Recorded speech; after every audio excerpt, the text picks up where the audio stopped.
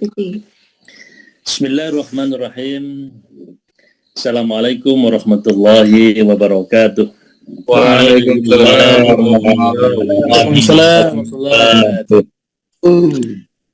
Alhamdulillah alladzi 'allamal insan 'allamahul bayan 'allamahul Qur'an.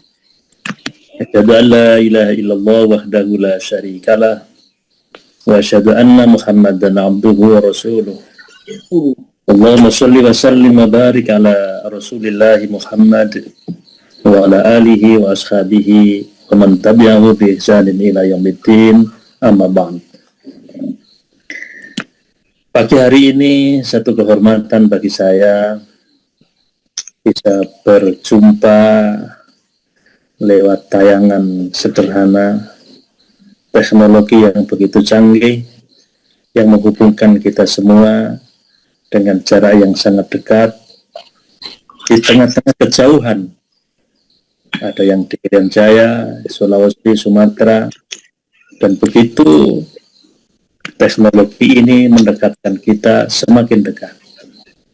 Dan ada yang lebih cepat untuk bisa mendekatkan kita semua adalah kesamaan pikiran kita, lahir dari satu keyakinan yang sama, dan itulah kedekatan yang hakiki yang tidak boleh lepas dari keseharian kita semua. Saya sampaikan terima kasih kepada Al-Mukarram Ketua IKA Tail yang memfasilitasi saya pada pagi hari ini untuk bisa berjumpa dengan antum semua, dan saya selalu berdoa mudah-mudahan dimanapun antum bertugas saja tidur. Mudah-mudahan senantiasa dalam naungan Allah Subhanahu wa Ta'ala, sabar dan istiqomah meniti jalan dakwah sebagaimana yang sudah kita pikul di pundak kita semua. Saya harus memanggil para ustadz atau para alumni ya, para ustadz ya, para mujahid. Alumni aja Ustaz. Malu-maluin panggil Ustaz. Para mujahid, alumni style. Mungkin sebagian belum pernah bersentuhan langsung dengan saya. Baik, kemudian setidaknya pernah mendengar bahwa ada seorang yang merintis lembaga pendidikan Luqman Al-Hakim yang ada di Surabaya. Tahun 92 saya merintis TK, SD, SMP, SMA, sampai kemudian PTI pada saat itu, pendidikan tinggi Islam. Karena tuntutan ke Kemenak saat itu, maka kemudian PTI menjadi Sekolah Tinggi Ilmu Agama Islam.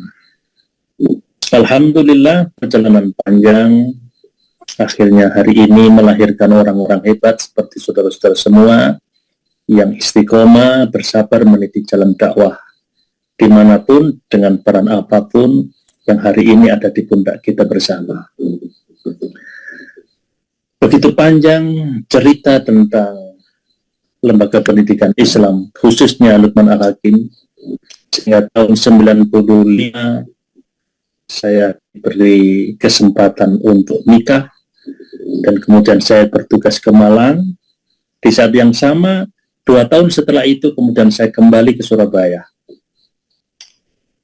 7 tahun pulang pergi untuk melanjutkan cita-cita style sampai pada level yang diinginkan. Seperti itulah jalan cerita, sehingga ada di antara kalian semua yang pernah bersentuhan dengan saya ajari filsafat ilmu, saya ajari tentang pergerakan Islam, dan begitu banyak kenangan tentunya, khususnya ketika bicara tentang sejarah peradaban Islam. Semua kenangan indah itu hari ini kemudian sepertinya lagi berbunga-bunga. Memori panjang bersentuhan dengan teman-teman yang ada di style.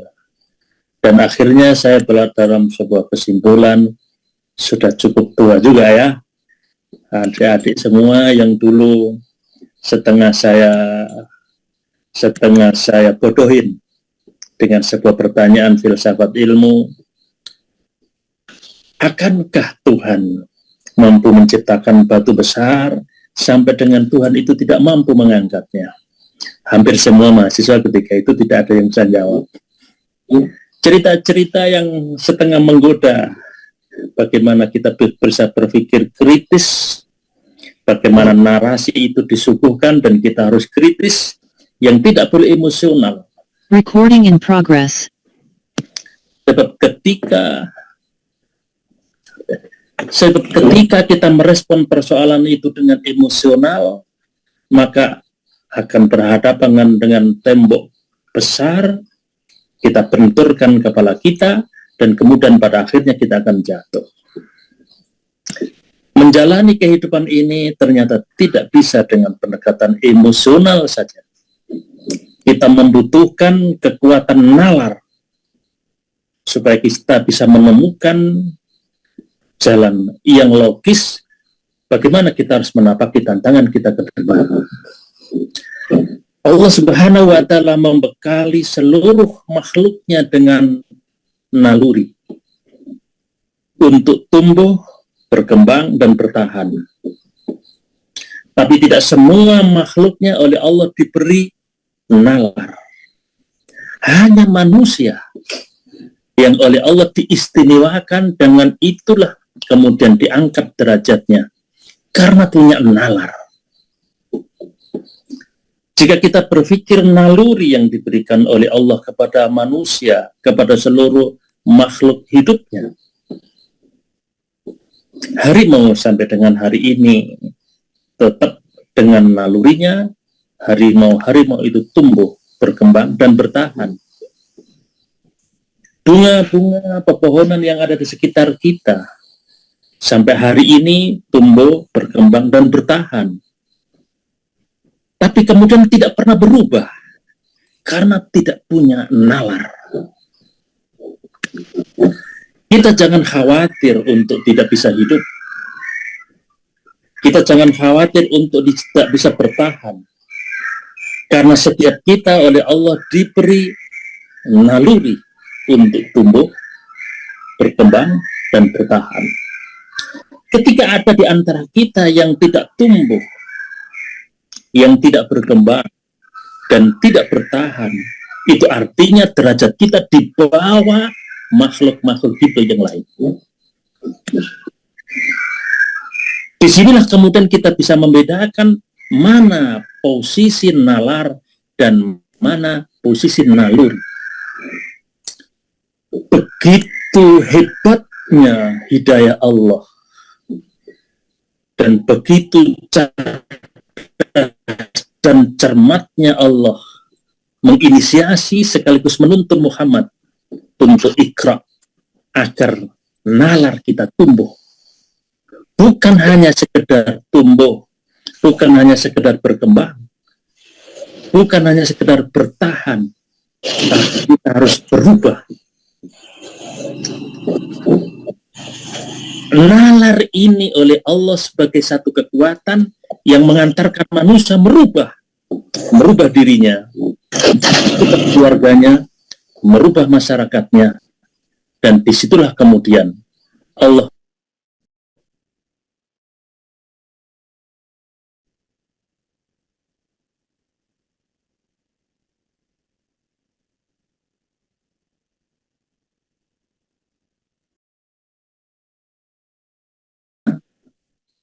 untuk melakukan kilas balik. Karena saya melihat antum semua sebagai pemuda-pemuda hebat yang kelak dan tentu lebih besar lagi tantangan yang harus kita hadapi. Kalau kita tidak memainkan nalar kita secara cermat, maka kita akan tergilas oleh zaman. Kalau kita tidak mampu memainkan kemampuan kita, sebagaimana Allah telah menginisiasi ikra, bismi rabbikal ladzi khalaq, bacalah bahwa seluruh makhluk itu akan berubah. Tinggal di mana posisimu.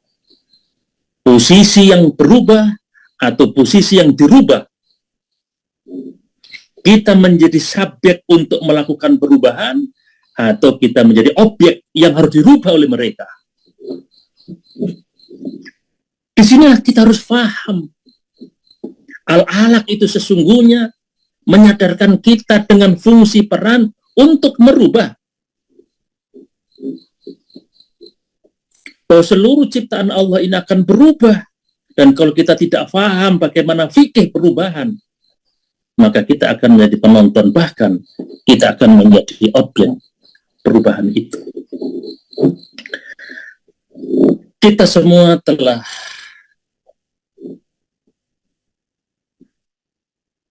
didewasakan oleh sejarah. Dan mohon izin Ustadz Ketua IKA, saya coba untuk mempresentasikan gimana caranya. Saya izin untuk mempresentasikan sebentar. Ada file? Oh, tidak bisa.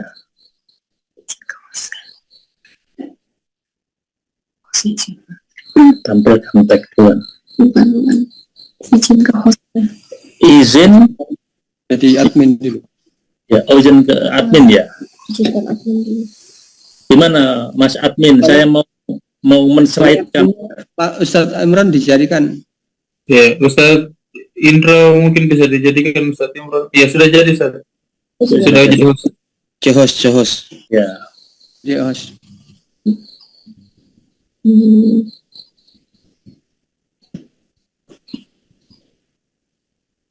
Nah, sudah bisa, Ustadz.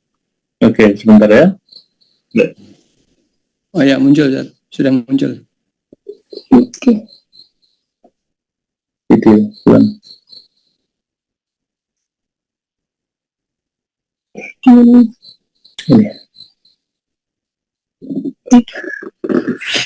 Sudah muncul. Sudah muncul ya, Dek ya? Sudah, Ustadz. Ya, alhamdulillah. Oke. Pak Ketua IKA yang bergabung di Majelis Spirit Subuh ini berapa orang ya? 59, Ustadz. 59. Baik, terima kasih, saya lanjutkan. Pagi hari ini kemudian saya mencoba untuk mengajak teman-teman semua, memfasilitasi teman-teman semua untuk mencoba meneropong masa depan pergerakan Islam di Indonesia. Kita semua paham bahwa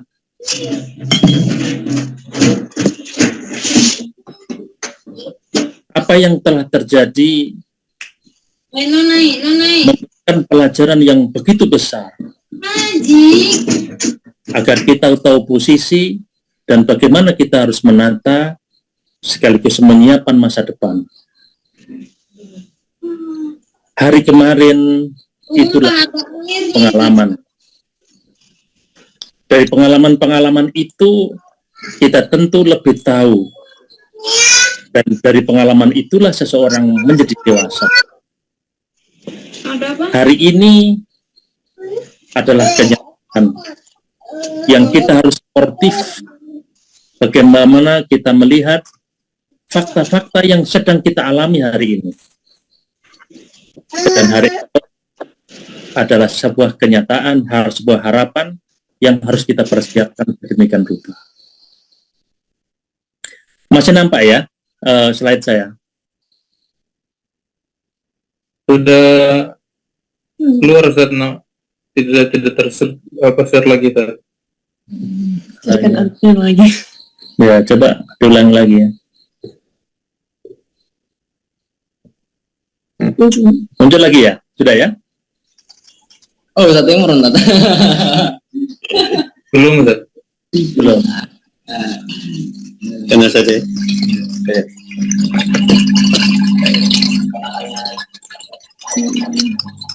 Host ya, yang bisa mengatur ini ya, yang bagian host ya. Apa itu? Monggo Ustaz Indra bisa jadikan Bisa. Ustaz Imron co-host. Ustaz Indra, Ya, bentar. Ini kan pesertanya banyak nih, sampai Papua. ya, sembari menunggu kami mohon Ustaz yang sudah bergabung untuk mematikan mic-nya sambil menunggu Pak Ketua Ika menjadi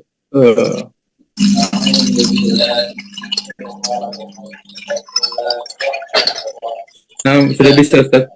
Sudah bisa? Ya, sudah bisa jadikan host. Iya.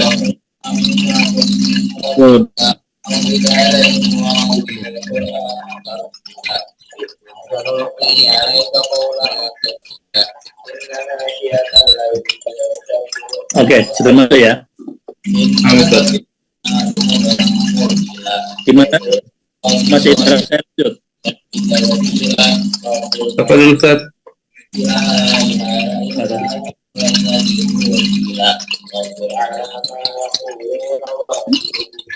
Gimana Mas Indra? Bisa dilanjut? Bisa dilanjut Ustaz. Apa Ustaz? Ustaz jadi Lagi. Kita lanjut ya. Kan di kode 120.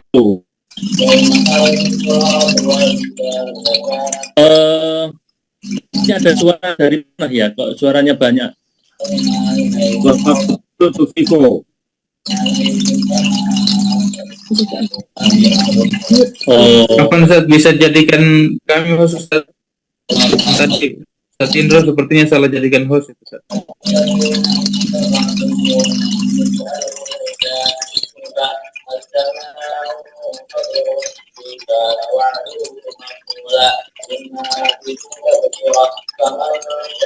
Ustaz Indra.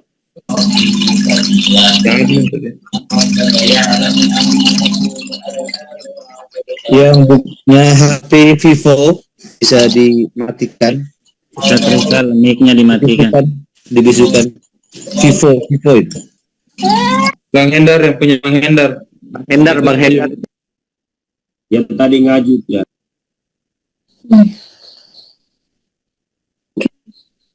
Oke Ustaz. oke, sudah. Nama Ustaz apa? Oke.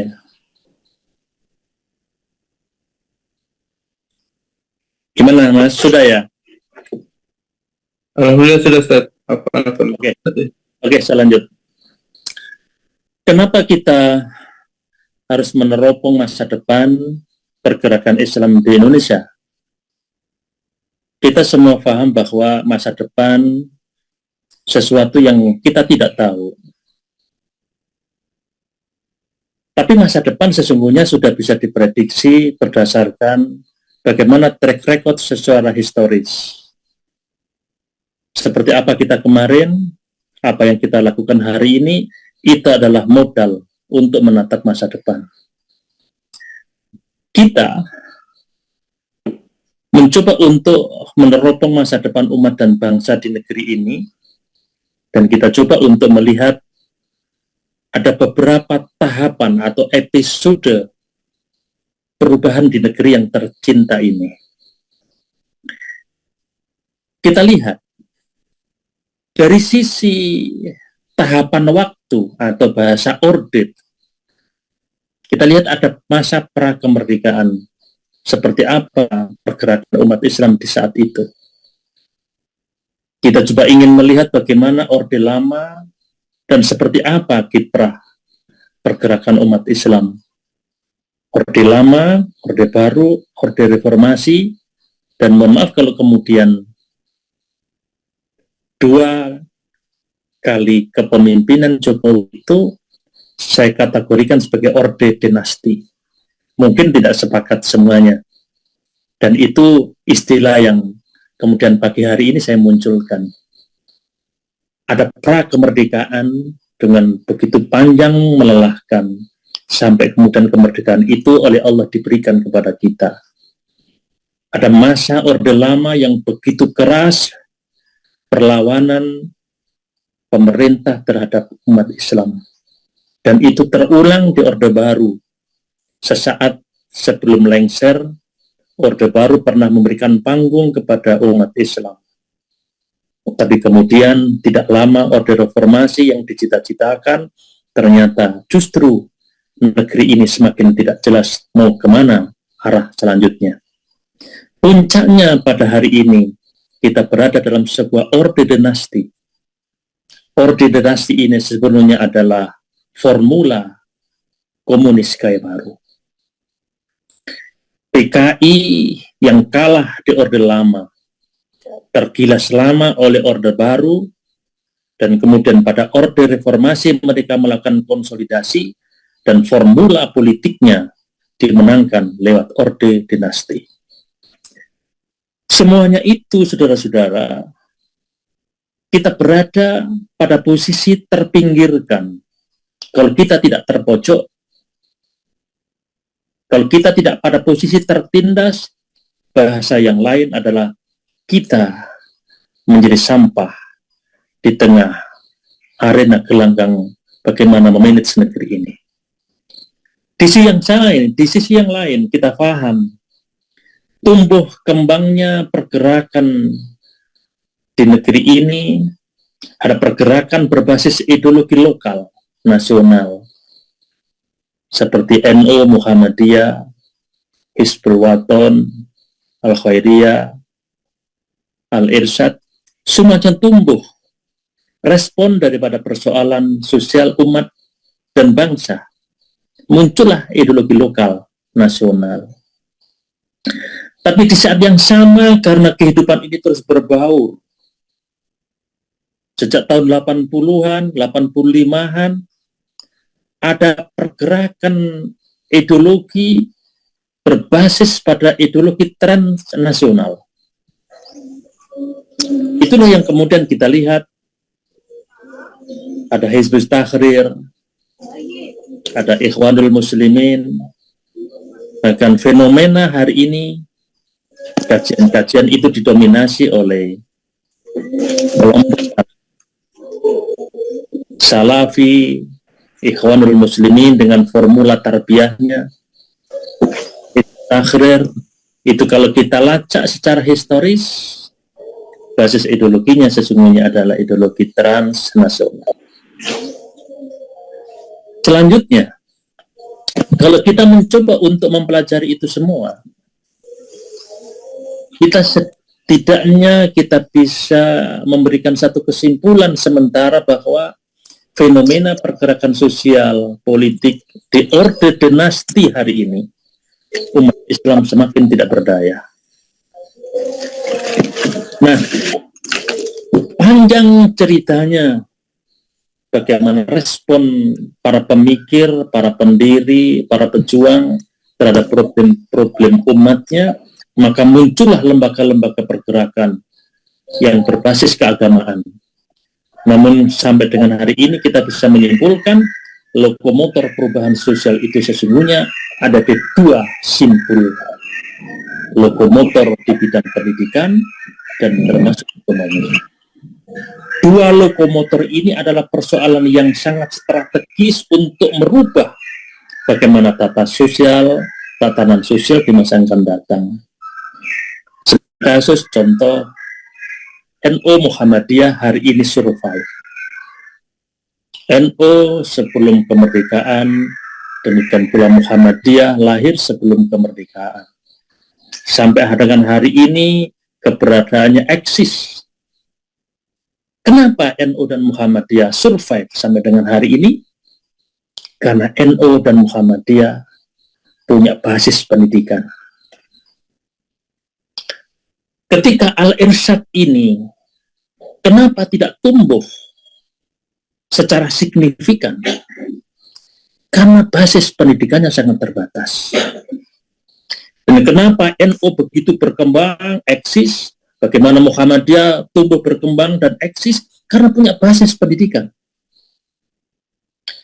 Tapi ternyata basis pendidikan yang dimiliki dua organisasi besar itu belum mampu untuk memberikan pengaruh yang signifikan terhadap pengelolaan negara karena tidak menguasai ekonomi.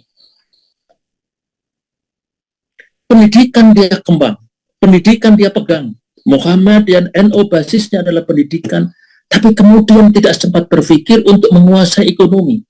Sampai kemudian tidak berani masuk di arena politik. Ketika kita tidak mau bersentuhan dengan politik, ada dua kemungkinan. Karena kita tidak siap untuk berkompetisi. Yang kedua, karena kita tidak memiliki kekuatan finansial. Karena tidak ada politik yang tidak membutuhkan kekuatan finansial. Seperti inilah gambaran besarnya.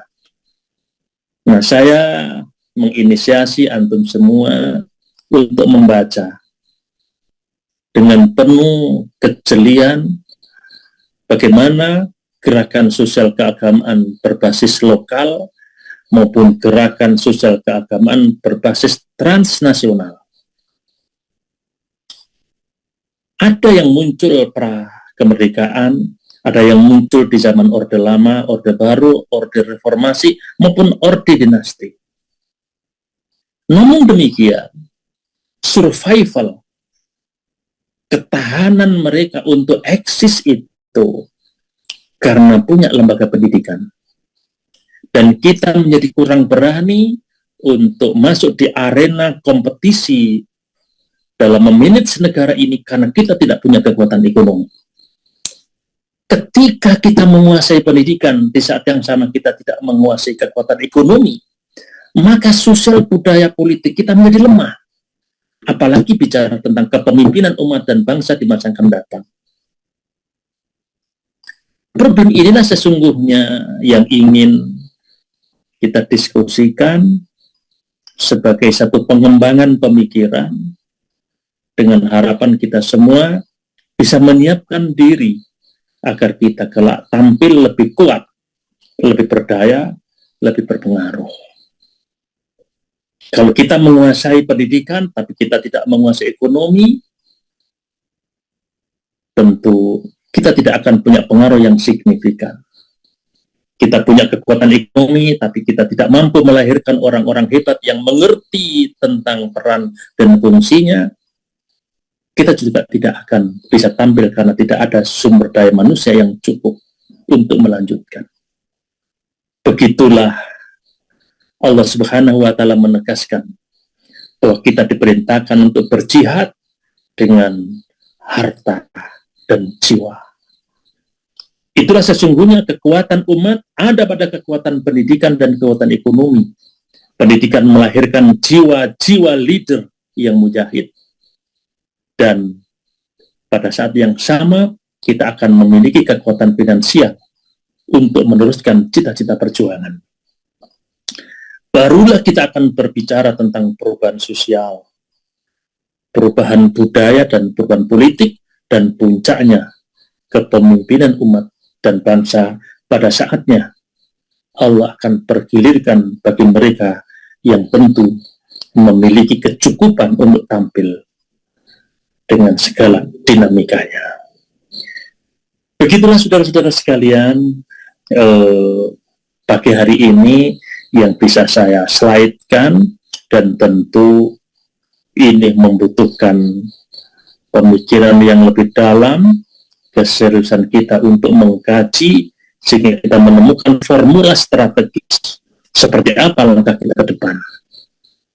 Tentu kita semua berharap bahwa kita adalah orang-orang yang terpilih karena kita berkemampuan untuk menghadapi tantangan hari ini, lebih-lebih tantangan di masa yang akan datang. Saya yakin teman-teman semua yang bertugas di penjuru pelosok negeri dengan segala keterbatasan, senyampang Iqra kita jalan, kita pasti yang terdepan untuk melakukan perubahan. Tapi kalau Iqra kita hanya Iqra yang bersifat normatif, ansih, tidak mampu mengembangkan sesuai dengan konteks persoalan, maka kita akan terpinggirkan. Bahkan kita pada saatnya akan tertindas oleh mereka. perintah untuk Iqra sesungguhnya mengantarkan kita menjadi orang yang pertama mengerti. Perintah Iqra sesungguhnya mengantarkan kita orang yang pertama untuk paham. Dan dengan itulah tentu kita melakukan langkah-langkah terdepan menginisiasi perubahan lebih baik untuk masa yang akan datang.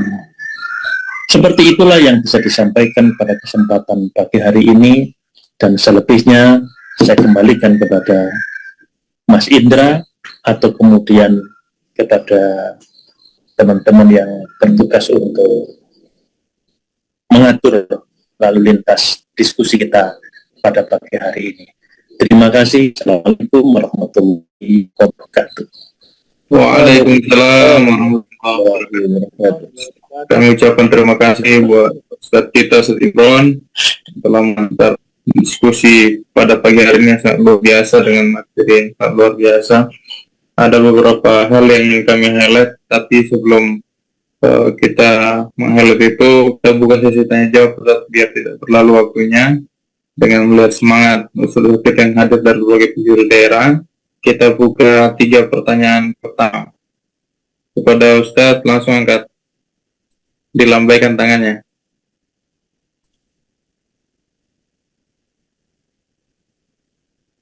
Ya, Ustadz Azhar dari Maluku, kami persilakan pertama. Silakan Ustadz Azhar. Assalamualaikum. Waalaikumsalam warahmatullahi wabarakatuh. Azhar Ustadz Imron, angkatan 2002-2006.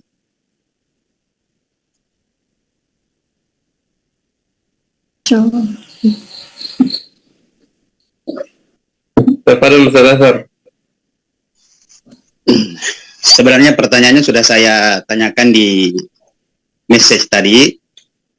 Yang pertama kan sejauh mana peluang Hidayatullah secara lembaga dengan 3 program utamanya, dakwah, sosial, dan pendidikan untuk mampu memberikan kontribusi secara pribadi, santrinya, warganya, dan kemudian nantinya secara tidak langsung terjun ke masyarakat untuk berperan dan mengambil peranan dalam kehidupan bernegara. Yang kedua, secara keilmuan, wawasan, teori, konsep, dan semangat itu memang spiritnya ingin berbuat. Hanya saja setelah sampai di tempat tugas, kemudian dibenturkan dengan kenyataan, fakta, masalah, akhirnya kadang itu hilang, terbawa arus. Nah, kira-kira apa bukti realnya lah yang secara konseptual bisa kita kerjakan sekarang, tidak didiskusikan lagi, yang bergerak memang di bidang ekonomi, baik itu ekonomi murni, bisnis langsung, atau mungkin seperti yang sedikit saya tahu tentang antum, tentang beliau, bahwa menjadikan sebuah lembaga pendidikan sebagai salah satu pilihan untuk mencerdaskan masyarakat, dan juga sekaligus sebagai berafiliasi dengan finansial. Demikian Ustaz, syukron. Baik Ustadz, satu pertanyaan langsung dijawab saja, nanti baru lanjut ke pertanyaan berikutnya Ustadz. Pertama, ya silakan Ustadz. Diulangi lagi, Pertanyaannya Ustadz, sejauh mana Ustadz peluang Hidayatullah secara lembaga dengan mindset 3 mindset utama kita, kemudian dengan hal itu secara konseptual dalam hal ekonomi Ustadz, apakah sudah ada secara konseptualnya real bisa dirasakan oleh kader atau diterapkan? Baik, bismillah. Nah, teman-teman semua, sejauh mana peluang organisasi ini untuk bisa memberikan kontribusi mewarnai negara, bangsa, dan tanah air yang tercinta ini? Peluang kita di organisasi ini sangat besar untuk mewarnai. Tapi kemudian dalam pandangan saya, kita harus ada mindset. Itulah yang kemudian sering saya sampaikan, new visi. Harus ada visi baru. Visi itu adalah satu gambaran masa depan yang ingin kita raih. Masa depan seperti apa sesungguhnya yang ingin kita raih. Itulah visi. Dan kita harus punya visi baru. Seperti apa masa depan yang ingin kita raih secara individu maupun secara kolektif. Jika saya ditanya tentang peluang Hidayatullah, maka tentu peluangnya sangat besar. Dengan 3 mainstream, gerakan dakwah, gerakan pendidikan. Namun semuanya akan kembali kepada kita sebagai individu. Sejauh mana kita menyiapkan diri untuk memiliki kapabilitas untuk tampil. Dan ingat, kehadiran kita dimanapun kita bertugas, kita harus pada posisi memberi. Ketika kita memposisikan diri hadir untuk memberi, ketika itulah kemudian keyakinan kita akan menguatkan semua langkah bahwa kita akan dimampukan oleh Allah. Kita akan dimampukan oleh Allah. Itu bahasa keyakinan. Nah, keberadaan antum semua di daerah tentu dimampukan oleh Allah dengan banyak cara. Problematika setiap hari, setiap waktu, sesungguhnya adalah begitu Allah telah mendinamisasikan diri kita agar lebih kuat.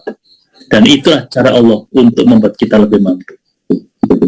Yang kedua, kaitannya dengan kekuatan ekonomi. Saudara sekalian,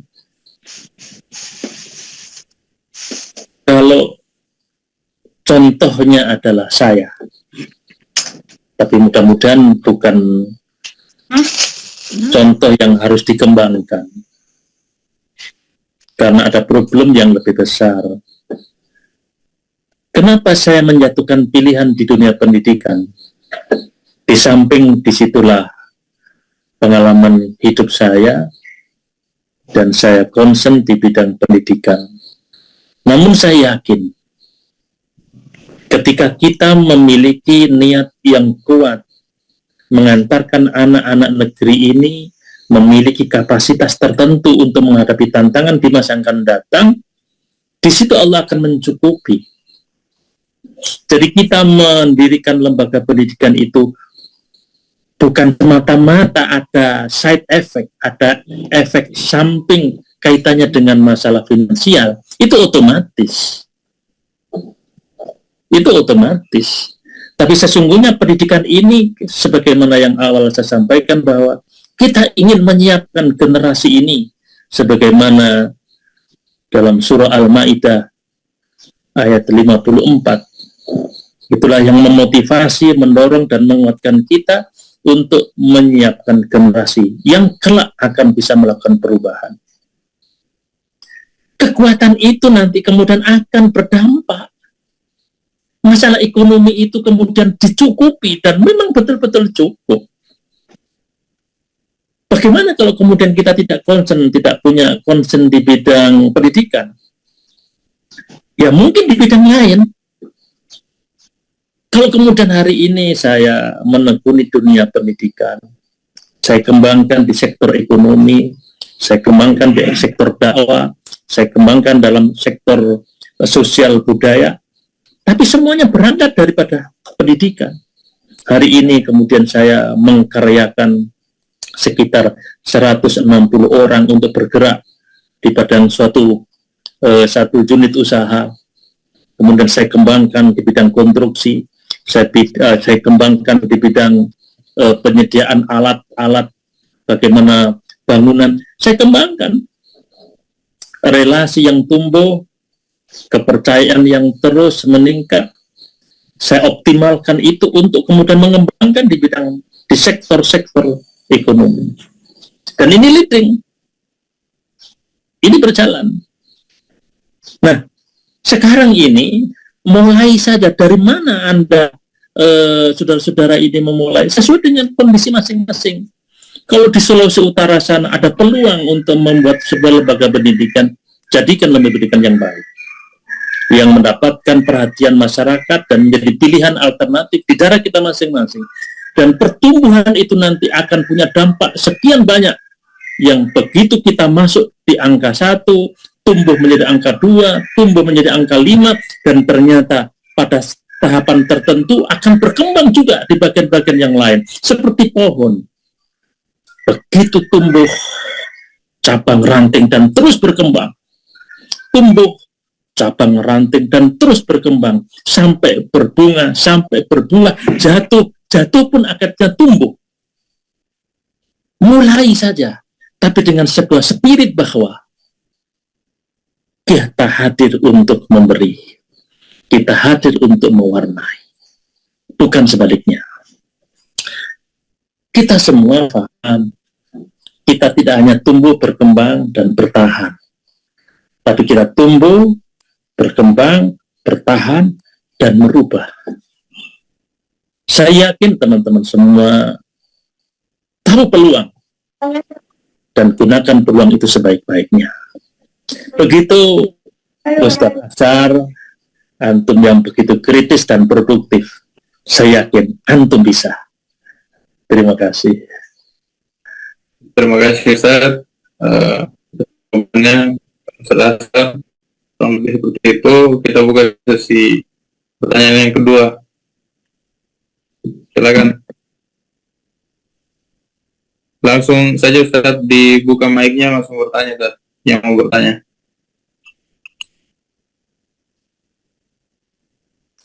Ada Mas Imam, kami persilakan Mas Imam Nawawi sebelum beralih ke Bang Amarta.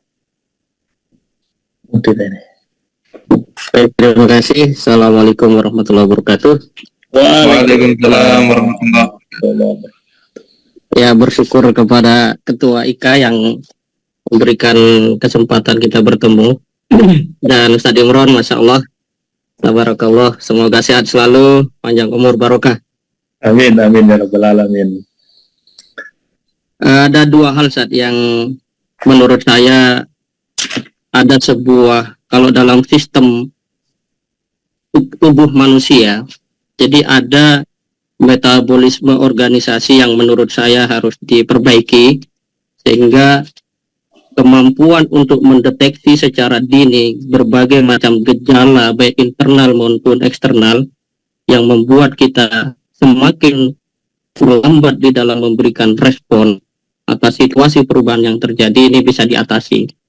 Nah, sejauh ini dari yang saya amati belum banyak person-person pada tingkat pengambil kebijakan yang kemudian punya kesadaran pada level itu. Apa yang terjadi belakangan ini lebih kepada aspek-aspek yang secara manajerial diperlukan, tetapi untuk sebuah terobosan itu belum muncul. Sementara kita pada level yang dimana kita hari ini berada, itu harus mengikuti beberapa hal prinsip yang memang tidak bisa kita tabrak ya. Kalaulah tadi misalnya harus melakukan sebuah, ya kalau kata Iqbal itu, janganlah kamu jadi ombak yang terhempas ke pantai dan hanya menghasilkan deburan, tapi jadilah air bah yang mengubah dunia dengan amalmu.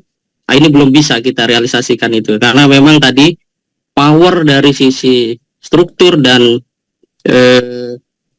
pengaruh itu belum begitu kuat. Nah, yang kedua, kalau Ustadz mengatakan bahwa proses-proses pendidikan selama ini itu belum mampu menyentuh atau menghasilkan sosok-sosok yang bisa mengubah warna kebijakan di negeri ini, atau kita ikut serta mengatur negeri ini, bagaimana dengan fakta sejarah yang pendidikan-pendidikan seperti Salahuddin Al-Ayyubi yang konon itu didesain oleh Imam Al-Ghazali, termasuk pewarisan nilai dan perjuangan dari Ertugrul, kemudian ke Utsman sampai kepada Al-Fatih, itu bisa dirawat dengan begitu kuat. Nah, apakah memang ekonomi ini menjadi satu-satunya jalan tol yang memungkinkan kita bisa ikut mengubah ya warna atau arah berlangsungnya bangsa dan negara ke depan. Atau kita ambil sebuah fokus bagaimana ya katakanlah walaupun tidak melalui perguruan tinggi seperti Syed Muhammad Naqib Al-Atas yang mendidik anak-anak dewasa ya kuliah pasca sarjana begitu menjadi sebuah gerbong atau generator keilmuan yang hari ini cukup berpengaruh di Indonesia. Apakah bisa kita mengambil alternatif kader-kader muda Hidayatullah ini dibuat semacam kelas yang pada akhirnya mereka memiliki kecakapan seperti itu meskipun tidak dengan gelar-gelar akademik. Demikian saya, terima kasih. Assalamualaikum warahmatullahi wabarakatuh. Waalaikumsalam warahmatullahi wabarakatuh. Baik Ustaz, pertanyaan dari Mas Imam terkait metabolisme organisasi ini kan menghambat sebenarnya, kurang sehat metabolisme organisasi dalam pandangan beliau. Kemudian ada prinsip-prinsip yang memang tidak bisa kita tabrak dalam organisasi. Proses-proses pendidikan apakah belum mampu mengubah situasi yang ada? Terus kemudian apakah ekonomi menjadi salah satu jalan tol, satu-satunya jalan tol untuk mengubah itu? Kepada saya yang persilakan. Terima kasih Mas Imam Nawawi. Sejak dulu beliau itu kritis, cerdas, dan insya Allah semakin produktif seiring dengan tantangan yang sedang beliau hadapi. Saya tentu tidak punya kapasitas untuk mengomentari tentang metabolisme organisasi, dan bagi saya itu sebuah problem tersendiri. Memang membutuhkan waktu yang cukup untuk mendiagnosis bagaimana organisasi ini agar tumbuh, berkembang, bertahan, dan mampu melakukan perubahan. Dibutuhkan cara membaca secara komprehensif. Dibutuhkan perangkat ilmu yang cukup dengan keyakinan yang kuat. Maka lahirlah tanggung jawab. Dan itulah namanya leader visioner. Bukan leader yang tertembok oleh dogma-dogma untuk menguatkan kultur. Sementara kultur itu ada expired seiring dengan pertumbuhan dan perubahan internal maupun eksternal. Dibutuhkan anak-anak muda yang cerdas, berani, dan bertanggung jawab. Ketika anak-anak muda itu tidak kritis, ketika anak-anak muda itu tidak berani, ketika anak-anak muda itu tidak mampu, tidak mau mengambil tanggung jawab, maka sebenarnya robohlah bangunan itu. Subhanul yaum rijalul ghad, kata mereka. Begitulah Al-Kahfi ayat 9, ayat 10. Begitulah kemudian Al-Ma'idah ayat 54. Begitulah kemudian bagaimana Musa berguru pada Khidir. Logika saintifik itu ternyata tidak mampu merubah, membutuhkan logika transendental. Kemampuan Khidir membaca fenomena mengharuskan Musa harus bertekuk lutut walaupun telah dinas innaka lan tastati'a ma'iya sabra. Seperti apa profil anak-anak muda yang akan merubah? Mereka kritis. Seperti apa profil anak-anak muda yang akan melakukan perubahan? Mereka berani. Seperti apa anak-anak muda yang akan melakukan perubahan? Mereka yang bertanggung jawab. Saya selalu berharap antum semua bagian daripada kelompok muda yang berubah dengan 3 karakter. Kritis, karena cerdas. Berani, karena Anda punya masa depan dan bertanggung jawab. Karena itulah power untuk mengusung perubahan. Bagaimana kemudian hari ini jika perubahan secara manajerial ternyata belum menemukan formula yang strategis sebagai jembatan untuk melompat? Saya khawatir belum ada pemahaman yang komprehensif bahwa perubahan itu adalah sebuah kebutuhan, bahwa perubahan itu bersifat aksiomatik yang tidak bisa dilawan oleh siapapun. Kenapa takut dengan perubahan? Karena perubahan itu mengancam mereka. Kenapa mereka merasa terancam dengan perubahan? Karena tidak berdaya. Kenapa takut? Karena tidak berkemampuan. Kenapa menghindar? Kenapa melestarikan doktrin-doktrin yang justru menjebak? Kenapa melestarikan budaya-budaya yang sudah out of the depth? Karena di situ mereka bisa langgeng dan eksis. Sementara zaman ini terus bergerak. Zaman ini bergerak secara dinamis, merespon problem, menyajikan solusi, menyelesaikan masalah. Ketika kita tidak dinamis, maka kita hanya sekedar menjadi bebatuan dan kerikil-kerikil tajam yang akan dilewati oleh bulldozer perubahan zaman. Yang kedua, tentang pendidikan. Sejak kehidupan ini ada, sesungguhnya pendidikan itu terjadi, disadari atau tidak. Sejak bumi ini ada, sejak kehidupan ini ada, sesungguhnya pendidikan itu otomatis ada. Karena pendidikan itu sesungguhnya adalah naluri. Dan kemudian disistematikan, dikerangkakan secara sistematis berdasarkan logika-logika ketika beradaptasi dengan persoalan yang terus berubah. Jika kemudian kasus yang diangkat oleh Mas Imam Nawawi, bagaimana Salahuddin, side effect daripada Al-Ghazali, kita sadar peta sosial politik zaman itu. Bagaimana ketika itu umat Islam masih dalam satu bingkai khalifah. Kita masih dalam sebuah entitas besar namanya peradaban Islam yang dikuasai oleh khalifah.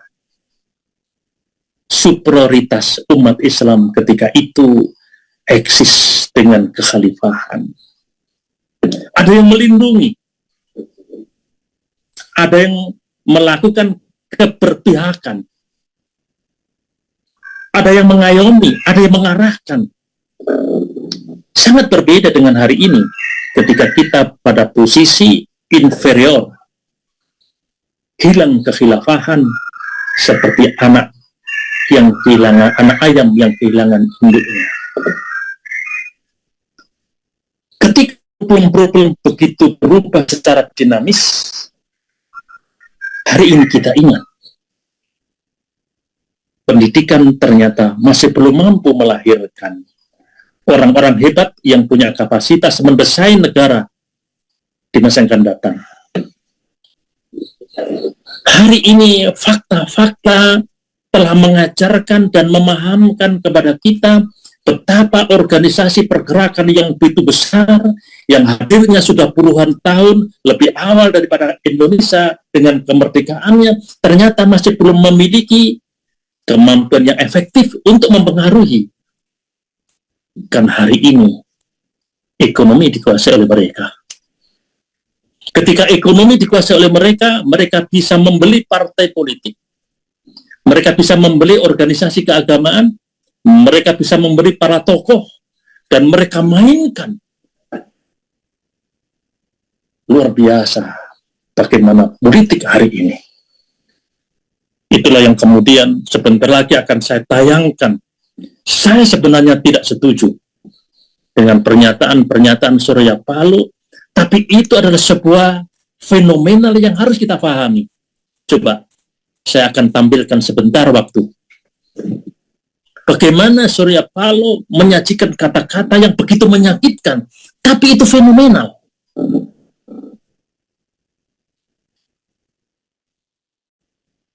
Tapi itu fenomenal. Saya dikasih host lagi ya, Mas Indra ya, supaya saya bisa menayangkan pernyataan Surya Paloh. Menyakitkan, tapi itu fakta. Ya, sudah bisa.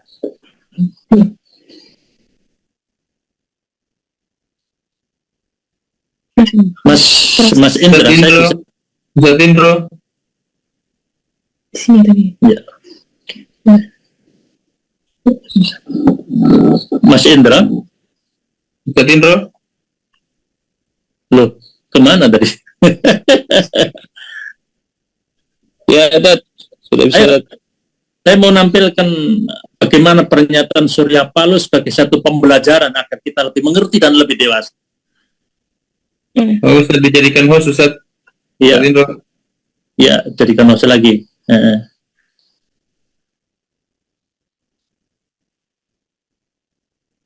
Sudah. Ya. Praktek yang saya tahu, money is power. Bukan akhlak, bukan kepribadian, bukan attitude, bukan juga ilmu pengetahuan. Above all, money is power. Artinya apa? Artinya sebenarnya kita ini malu-malu kucing untuk mendeklarasikan Indonesia hari ini adalah negara kapitalis yang liberal, yang liberal, yang liberal. Itulah Indonesia hari ini. Tidak ada pengamat, peneliti, lembaga ilmiah. Kenapa nggak diproklamirkan? Lu tahu nggak bangsa kita ini bangsa kapitalis hari ini? Lu tahu nggak bangsa kita ini bangsa yang super liberal hari ini? Potret sosial kemasyarakatan kita hari ini berubah menjadi manusia Indonesia yang paling individualistik. Itulah watak kita. Kita dekat dengan materialistik. Kita bersahabat dengan pragmatisme transaksional. Pragmatisme transaksional. Kita pakai jubah nilai-nilai religi. Sebenarnya kita penuh dengan hipokrisi.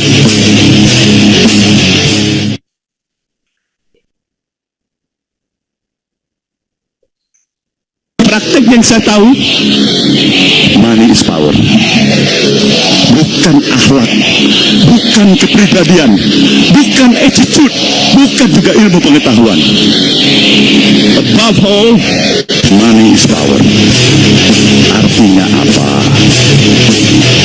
Artinya sebenarnya kita ini malu-malu kucing untuk mendeklarasikan Indonesia hari ini adalah negara kapitalis yang liberal, yang liberal, yang liberal. Itulah Indonesia hari ini. Tidak ada pengamat, peneliti, lembaga ilmiah. Kenapa nggak diproklamirkan? Lu tahu nggak bangsa kita ini bangsa kapitalis hari ini? Lu tahu nggak bangsa kita ini bangsa yang super liberal hari ini? Potret sosial kemasyarakatan kita hari ini berubah menjadi manusia Indonesia yang paling individualistik. Itulah watak kita. Kita dekat dengan materialistik. Kita bersahabat dengan pragmatisme transaksional. Pragmatisme transaksional. Kita pakai jubah nilai-nilai religi. Sebenarnya kita penuh dengan hipokrisi.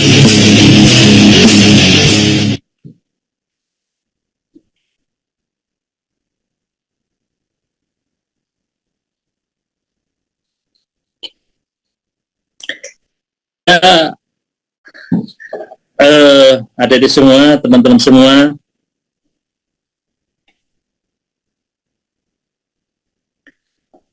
kita sama-sama paham bahwa pernyataan itu tentu tidak benar sepenuhnya. Tapi itu adalah sesuatu yang fenomenal untuk menjadi pelajaran bagi kita. Begitulah potret masyarakat kita hari ini. Ketika kita tidak segera menyiapkan diri untuk memiliki kemampuan untuk bisa bertahan secara ekonomi, boleh jadi dengan mudah kita menggadaikan segala-galanya untuk keberlangsungan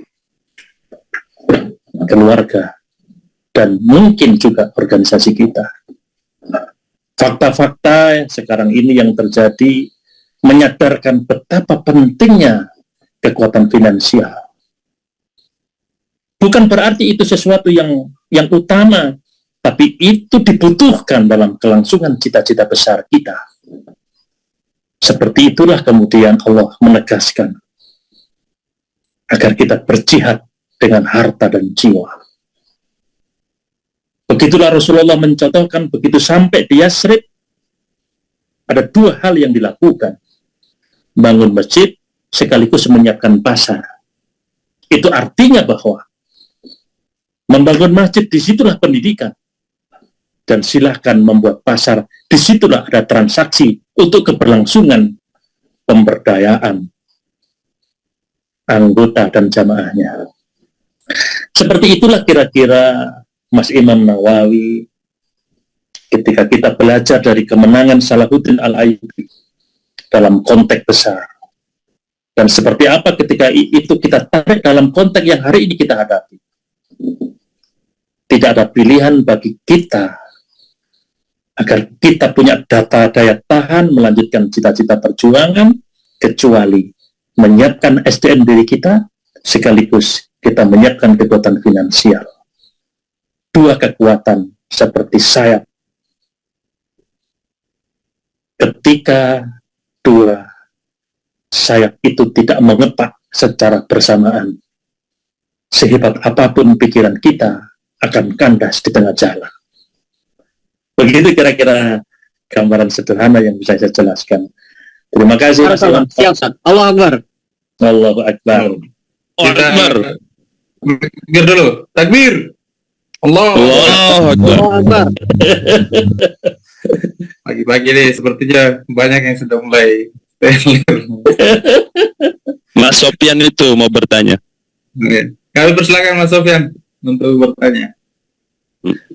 Beliau salah satu penguasa Pulau Garam juga, Ustaz. Oh iya. Dari mana Mas Sofyan? Silakan dikenalkan dulu. Kalau Mas Imam Nawawi paham betul saya. Mas Asar yang dari Maluku Utara paham betul. Orang-orang kritis, orang-orang berani, dan orang-orang yang bertanggung jawab. Calon masa depan. Mas Asar itu pengototan. Mas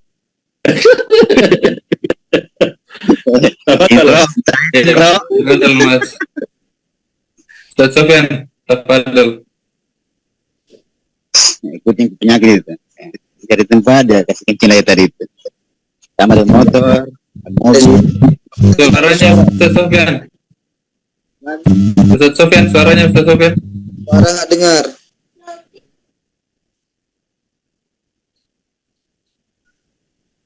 Ustaz Sofyan belum bersuara, Ustaz Sofyan. Halo Ustaz Sofyan. Belum bersuara Ustaz Sofyan. Diwakili aja sama kakak iparnya ini. Siapa kakak iparnya? Saya Ustaz. Oh ya, betul.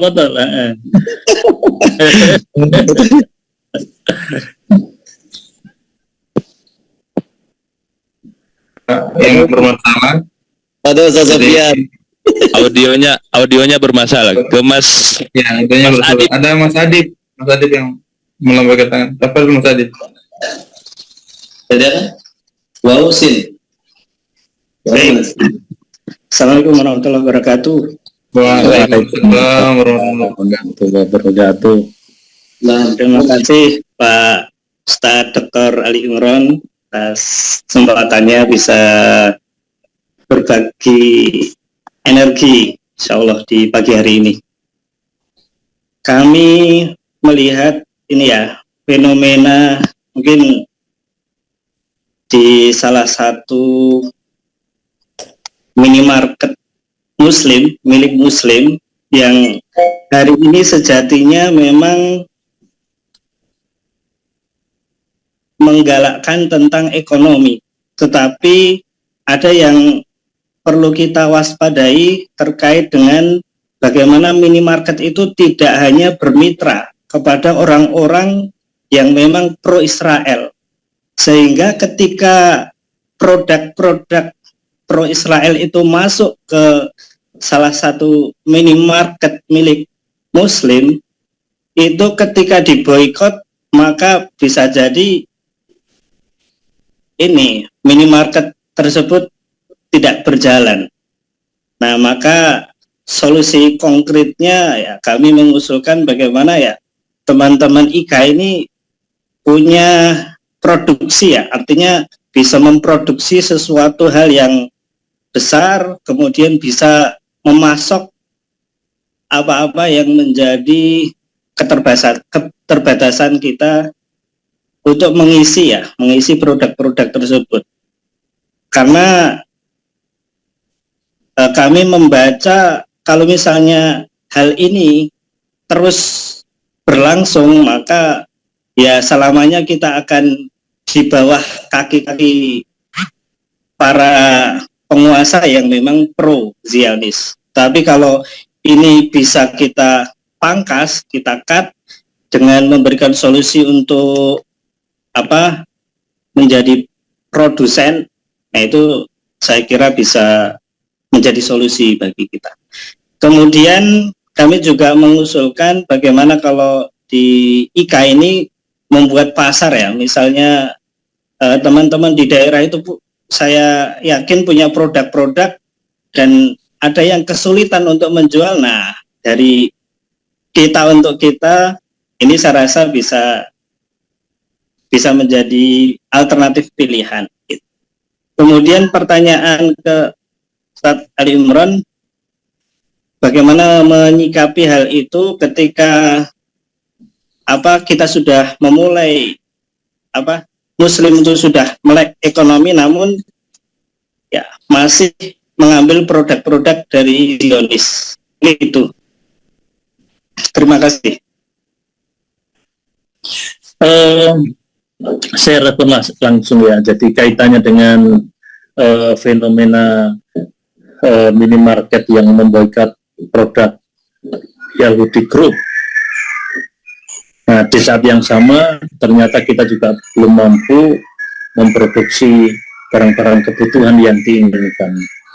Maka solusinya seperti yang disampaikan oleh Mas Adib, bagaimana kita memproduksi kebutuhan-kebutuhan itu. Saya ada pengalaman di Malang ini, ada Alimaret. Alimaret itu dulu bekerja sama dengan Sakinah, tapi kemudian bahasanya tidak ada untungnya. Kemudian teman-teman saya sounding untuk mandiri, dan kemudian lahirlah Alimaret Group. Ada 3 tempat Alimaret Group itu dan mencoba untuk memboikot produk-produk yang diinisialkan bagian daripada Yahudi Group. Tapi memang persoalannya adalah produk-produk kita ini belum kompetitif. Saya sudah mencoba untuk mengumpulkan para distributor, dan kemudian mereka mengatakan bahwa ini produk UMKM. Jadi kelompok-kelompok masyarakat yang kemudian mencoba untuk membuat produk-produk tertentu. Tapi ketika sudah kita gelar di showroom, di Alimaret itu, memang masyarakat kita juga belum ada keberpihakan. Mereka masih memilih pokoknya produk mana yang baik, mana yang murah, tanpa peduli itu milik siapa. Jadi hukum pasar lah istilahnya. Itu berjalan itu. Walaupun kita sudah berusaha untuk produk ini, del semua. Sebagaimana instruksi dari MUI, produk-produk yang ada hubungannya dengan Yahudi, cancel semua. Itu luar biasa itu, nangis-nangis itu, suppliernya itu. Jadi saleswoman-nya itu nangis-nangis, gimana ini kalau saya tidak boleh bawa sini, kita nangis-nangis itu. Tapi disampaikan oleh teman-teman di lapangan bahwa kami komitmen untuk memboikot program produk-produk mereka. Masalahnya adalah ketika kita memberikan kesempatan pada UMKM, barangnya tidak kompetitif. Itu persoalan ya. Kemudian yang kedua, bagaimana kemudian kita menyikapi persoalan itu? Semampu kita tetap membeli, belanja di warung sebelah. Dengan demikian kita bisa membuat warung-warung tetangga itu lebih makmur, lebih rame, dan tentu itu membantu banget bagaimana mereka bisa survive dengan kondisi yang ada. Itu yang bisa dilakukan. Dan adapun bagaimana formula teknis tentang produksi-produksi, saya pikir Mas Indra, Mas Adit lebih paham bagaimana peta persoalan dan kemungkinan-kemungkinan yang bisa dilakukan. Saya pikir gitu ya, Mas Adit. Itu Mas Adit itu saat apa namanya ngangkat persoalan yang di Sakinah dia. Gimana kita mau boikot berjuang Israel? Di Sakinah kita ada jualan produk-produk yang pro Israel. Iya, kita produk KM itu ternyata tidak kompetitif di pasar gitu. Sementara masyarakat kita juga belum ada edukasi yang masif, sehingga belum muncul keberpihakan. Gitu. Betul. Belum muncul keberpihakan itu. Gitu. Dan itu kan butuh waktu untuk mengedukasi masyarakat kita. Kalau masyarakat kita itu mengerti dan sepakat untuk memboikot, insya Allah selesai juga itu. Di saat yang sama kita juga harus bisa menghadirkan produk-produk yang berkualitas, tentu ya. Itu santri, kemasan air santri itu luar biasa loh fenomenanya. Hampir semua pesantren-pesantren sudah menggunakan itu. Dan itu juga bagi mereka, bagaimana Aqua, bagaimana program-program produk-produk dari Nestle itu juga merasa terancam dengan keberadaan santri, walaupun itu masih air ya. Nah, bayangkan kalau di produk-produk itu dikembangkan di sektor yang lain, luar biasa itu. Monggo dilanjut. Insya Allah. Itu ada Mas Wahid Bandung. Ini Ustaz ada satu pertanyaan terakhir mungkin ya Ustaz ya, dari Bang Wahid Bandung. Ada juga dari Ketua DPD Bangkalan, tapi kita persilakan dulu Bang Wahid Bandung. Baik, bismillahirrahmanirrahim. Assalamualaikum warahmatullahi wabarakatuh. Waalaikumsalam warahmatullahi wabarakatuh. Alhamdulillah, terima kasih, sangat luar biasa pertemuan kita pada pagi hari ini. Satu, bisa bersilaturahmi dengan para mujahid ya, pejuang di berbagai penjuru ya. Kemudian yang kedua, bisa bersilaturahmi dengan Ustadz Dr. Ali Imran, Masya Allah, Barakallah. Pada pagi hari ini diskusi kita sangat luar biasa. Dari kami, karena kita adalah tergabung di IKA Style ya, Ikatan Alumni Style. Di alma mater kita ini, alhamdulillah juga sudah ada jurusan ekonomi syariah ya. Sebagaimana yang disampaikan oleh Ustadz Dr. Ali Imran tadi ya, bahwa untuk merubah konstruksi budaya, sosial, politik yang ada di negara ini ya, jadi selain dari pendidikan juga harus ekonomi ya. Ekonomi juga harus tampil begitu ya. Jadi di slide-nya tadi pendidikan dan ekonomi. Nah, kaitannya dengan lembaga kita ini ya, jurusan ekonomi memang baiknya mampu melahirkan ya inkubasi bisnis ya, sehingga memang ini menjadi wadah bagi para mahasiswa, bagi para alumni, karena alumninya ini kan sudah tersebar di penjuru Indonesia ya, bahkan mungkin di luar negeri juga sudah ada. Nah ini tidak ada wadahnya begitu kan. Dengar-dengar kemarin juga sudah membuat bisnis ya, kedai ya, tapi tutup begitu ya.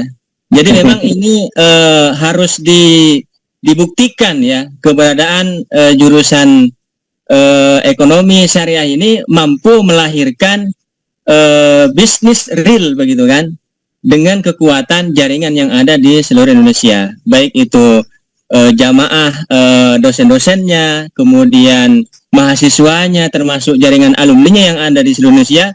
Saya kira ini mampu melahirkan kekuatan ekonomi.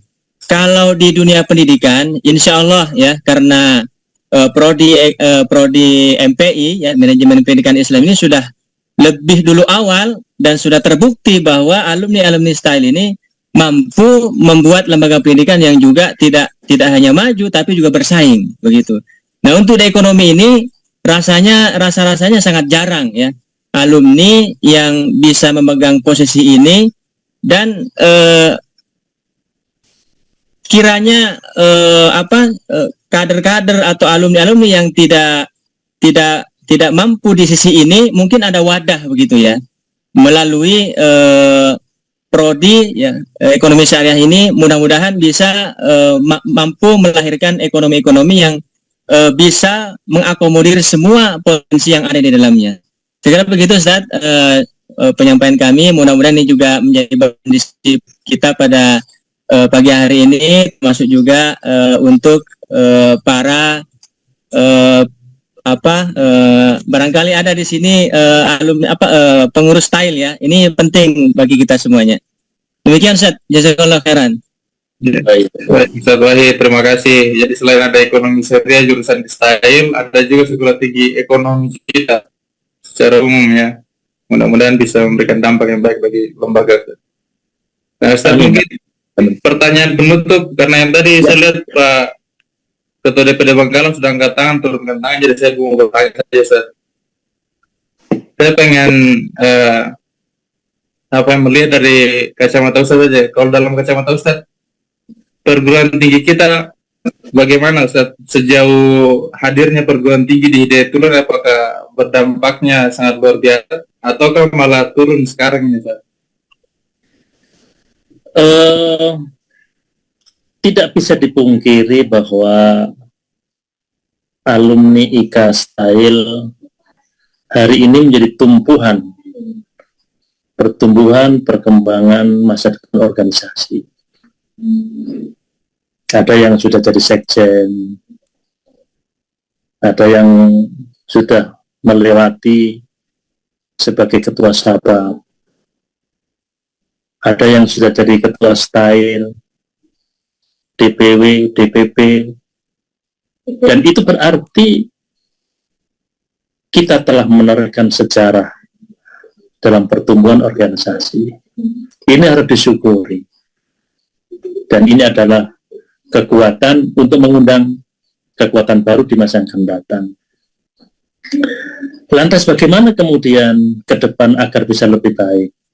Seiring dengan dinamisasi persoalan internal maupun eksternal.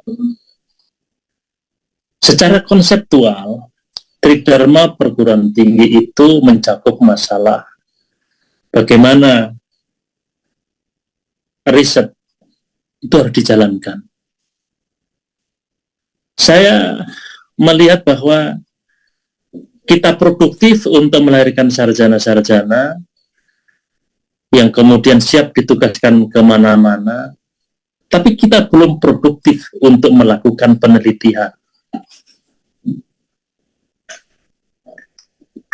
Kalau kita memposisikan kampus sekolah tinggi yang dimiliki oleh Hidayatullah itu sebagai tempat untuk berpikir, karena di situ orang-orang cerdas, di situ cara berpikir secara ilmiah dipertaruhkan.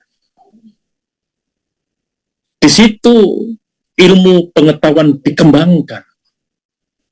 Dan seharusnya di situ pikiran-pikiran baru harus dilahirkan. Kalau pendidikan tinggi Hidayatullah ini mampu melihat fenomena, tidak pernah berhenti berpikir secara sistematis, bahasa lain adalah tidak pernah berhenti untuk melakukan penelitian, maka sudah temukan sesungguhnya jika kemarin mengantarkan kita hari ini seperti ini, lantas bagaimana kita ke depan? Karena filsafat itu selalu berbicara tiga. Bagaimana epistemologi, bagaimana ontologi, dan bagaimana aksiologi. Para ilmuwan itu sesungguhnya sudah bisa meneropong apa yang akan terjadi esok dan bagaimana mengantisipasi, dan itu mestinya peran perguruan tinggi. Ketika kita bicara tentang manajemen pendidikan Islam, seperti apa formula masa depan sebagai solusi. Ketika kita bicara tentang ekonomi syariah, bagaimana itu menjadi alternatif di tengah-tengah ekonomi yang berbasis kapitalis. Itu harusnya itu adalah produk dari perguruan tinggi kita. Nah, kenapa perguruan tinggi kita masih belum bisa memposisikan sebagai tempat di mana kita meneliti persoalan, mencarikan solusi, dan kita harus bertindak di lapangan? Ya, masih harus banyak yang harus dikuatkan tentunya. Dan orang-orang seperti Mas Imam, ini nggak tahu ada nggak Mas Idris, Bang Sauma, dan tentu segenap orang-orang penting yang sedang menduduki perguruan tinggi Hidayatullah harusnya berpikir itu. Kalau ini nanti dikembangkan secara serius, Masya Allah luar biasa. Perguruan tinggi kita tidak hanya menghadirkan sarjana-sarjana yang siap ditugaskan, tapi perguruan tinggi Hidayatullah menemukan solusi sebagai satu tawaran masa depan organisasi. Pentingnya penelitian dan pengembangan. Itu yang menjadi kritik saya untuk teman-teman yang sedang mengelola pendidikan tinggi. Begitu Mas Indra dan begitu kawan-kawan semua yang sedang bertugas di perguruan tinggi Hidayatullah.